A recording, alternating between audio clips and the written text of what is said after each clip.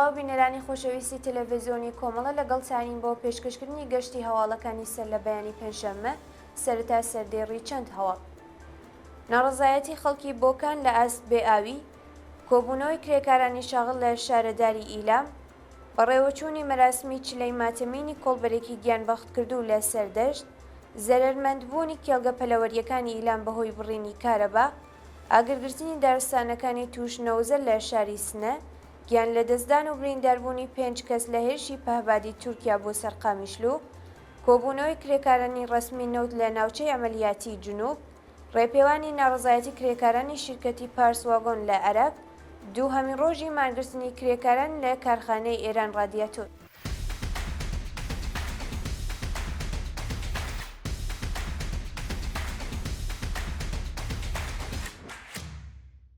درێژەی هەواڵەکان.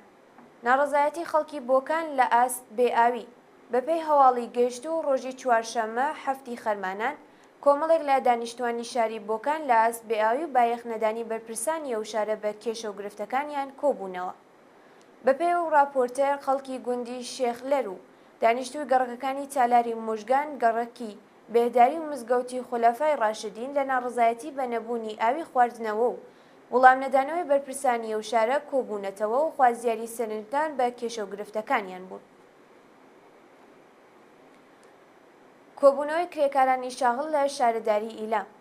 بەرەبەیانی چوارشەممە هەفتی خەرمانان کرێکارانی پەیمانی شاغڵ لە شارەوانی ئیلام بۆ چەندمین ڕۆژی بەردەوام لە ناڕزایەتی بە جێبەجێنەکردنی داخوازیەکانیان کۆبوونەوە. کرێکارانی ناڕازی خوازیاری پێدانی 4 مانگ هەڵدەست و مەزایە، وەلانانی پەیمانکار، پەرداختی حەقی بیمەکان بە ڕێکخراوی تەمینی نیشتیماعی، تەزمینی ئەمنیەتی پیشەیی، نوێکردنەوەی گرێبەست، بەکردەوە دەرهاتنی گەڵاڵای ڕێزبەندی پیشەکان و دابینکردنی بیمەی دەرمانی کارامە بوون. بەڕێوەچوونی مەراسمی چلەی ماتەمینی کۆڵبەرێکی گیانبەختکردوو لە سەردەشت. ڕۆژی چوارشەممە هەفتی خەرمانان مراسمی چلەی ماتەمینی کیانزێنی کۆڵبەری مێرمنداڵی خەڵکی سەردەشت کە بە تەقەی هێزەکانی ڕژیم گیانی بەخت کردبوو بە بەشداری بەرینی خەڵک بەڕێوەچوو. کیانزێنی شەوی سێشەمە 26 پوشپەڕی ئەمساڵ بە تەقەی ڕاستەوخۆ هێزەکانی سەرکوتگەری کۆماری ئیسلامی لە سنووری سەردەشت گیانی بەخت کرد. لەو ڕووداوەدا دوو کۆڵبەری دیکەش بە ناوەکانی کەیوان قادری و پەیمان قادری بە سەختی بریندار بوون. زەرەرمەندبوونی کێڵگە پەلەوەریەکانی ئیلام بەهۆی بڕینی کارەبا. بەهۆی بڕینی بەردەوامی کارەبا لە پارێزگای ئیلام هەزاران ملیشکی کێڵگە پەلەوەریەکانی ئەو ئستانە لە ناوچووە و خاوەن کێڵگەکان زیانێکی زۆریان پێگەیشتووە. بە وتەی هاوڵاتیانی ئیلامی ڕۆژانە 4 بۆ 6 ساعت بەرق دەڕوات بەبێ ئەوەی ئاگاداری بە کاسبکاران بدەن. لە ڕۆژانی ڕابردوو هەزاران ملیش لە کێڵگە پەلەوەریەکانی ئەو پارێزگایە لە ناوچووە و خاوەن کێڵگەکان داوای قەرەبووکردنەوەی زیانەکانیان دەکەن. ئاگرگرتنی دارستانەکانی تووشنەوزەر لە شاری سنە. ڕۆژی چوارشەممە هەفتی خەرمانان دارستانەکانی تووشنەوزەری شاری سنە لەلایەن نابەرپرسیاریەوە ئاگردراوە و ڕووبەرێکی زۆر لەو پارکە سووتە. بەپێی زانیاریەکان دانیشتوانی گەڕەکەکانی دەوروبەری پارکی تووشنەوزەر و هێزە ئاگرکوژێنەوەکان هەوڵی دامرکانەوەی ئاگرەکەیان داوە، بەڵام سووتیانی دارستانەکانی ئەو پارکە دیمەنێکی ناحەزی بە ناوچەی شاری سنە بەخشیوە. جێگای ئاماژەیە کە 2 ڕۆژ لەوە بەریش دارستانەکانی ڕووبەڕووی شارۆچکەی ئەوێروکانی شەفا لەلایەن ناحەزانی ژینگەوە ئاگردراوە و زیانێکی زۆر بە سروشتی چیای ئاوێر گەیشت. یان لە دەستدان و برینداربوونی 5 کەس لە هێرشی پەهبادی تورکیا بۆ سەرقامیشلو. ڕۆژی چوارشەممە هەفتی خەرمانان پەهبادێکی ڕژیمی تورکیا ئۆتۆمبیلێکی مەدەنی لە ناوەندی شاری قامیشلو کردە ئاماج و بۆ هۆیەوە 2 کەس گیانیان لەدەستدا و 3 کەسی دیکەش بریندار بوون.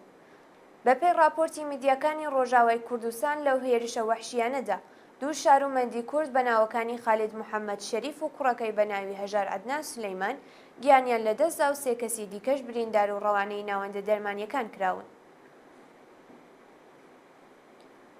کۆبوونەوەی کرێکارانی ڕەسمی نەوت لە ناوچەی ئەمەلیاتی جنوب. ڕۆژی چوارشەممە هەفتی خەرمانان کرێکارانی ڕەسمی نەوتی شەغڵ لە پاڵاوگەکانی پارسی جنوبی، جەکەڵە نەوتیەکان و ناوچەی ئاغەجەری دژ بە دۆخی خراپی پیشەی و مەعیشەتی کۆبوونەوە.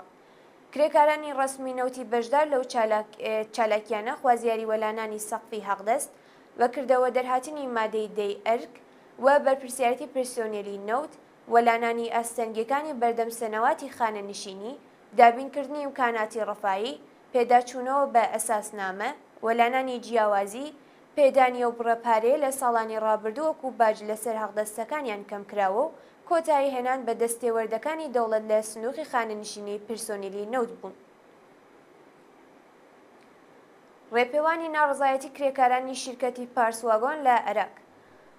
کرێکارانی شاغل لە کارخانەی پارسواگۆنی عێراق ڕۆژی چوارشەممە هەفتی خەرمانان بۆ چەندمین ڕۆژی بەردەوام دژ بە جێبەجێ نەکردنی داخوازیەکانیان دەستیان لە کار کێشایەوە لە ناوەندی شیرکەت ڕێپێوانیان کرد. کرێکارانی شاغل لە کارخانەی پارسواگۆن خوازیاری زیادکردنی حەقدەست، گەڕانەوەی هاوکارە بێکارکراوەکانیان بۆ سەرکار، پێدانی داخوازیە دواخراوەکان، نوێکردنەوەی قەرارداد، تەزمینی ئەمنیەتی پیشەیی، لەسەر کارلابردنی بەرپرساری ناکارامە، دابینکردنی بیمەی دەرمانی و ئیمکاناتی ڕەفایی بوون. دووهەمین ڕۆژی مانگرتنی کرێکاران لە کارخانەی ئێران رادیاتۆر. ڕۆژی چوارشەممە هەفتی خەرمانان کرێکارانی شاغل لە کارخانەی ئێران رادیاتۆر بۆ دووهەمین ڕۆژی بەردەوام دژ بە دۆخی خراپی مەعیشەتی دەستیان لە کار کێشایەوە و درێژەیان بە مانگرتندا.